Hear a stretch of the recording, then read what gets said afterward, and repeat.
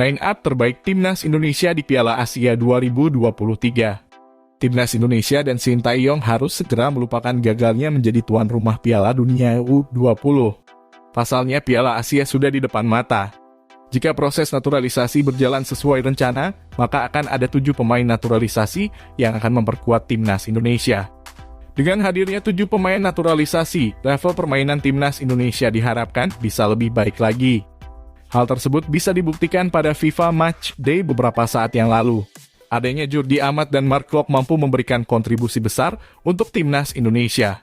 Jordi Amat sebagai bek tengah mampu menjaga lini pertahanan Timnas Indonesia. Mark Klok sebagai gelandang mampu memainkan perannya distribusi bola untuk lini depan tidak pernah telat. 2 pemain naturalisasi saja sudah memberikan warna untuk Timnas Indonesia, apalagi jika ada 7 pemain naturalisasi. 7 pemain naturalisasi tersebut adalah Jordi Amat, Sandy Walsh, Mark Klok, dan Saina Patinama sudah jadi WNI.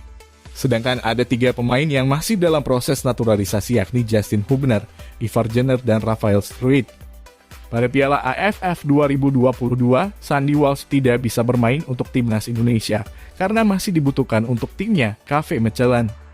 Sedangkan Saina Patinama baru mendapatkan status warga negara Indonesia pada Selasa 3 Januari 2023. Jika proses naturalisasi sudah selesai, maka line up Timnas Indonesia tentu tampak semakin mengerikan. Posisi kiper kemungkinan tetap diisi oleh Nado Argawinata. Posisi 3 bek bisa diisi oleh 3 pemain naturalisasi, yakni Justin Hubner, Jordi Amat, dan Elkan Bagot. Wingback kanan ada Sandy Walsh, kemudian di wingback kiri ada Saina Patinama. Mark Klok dan Ivar Jenner menjadi gelandang yang mengatur ritme serangan Timnas Indonesia.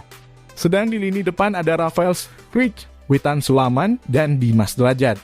Hadirnya pemain naturalisasi memang diharapkan bisa membawa hasil positif untuk Timnas Indonesia.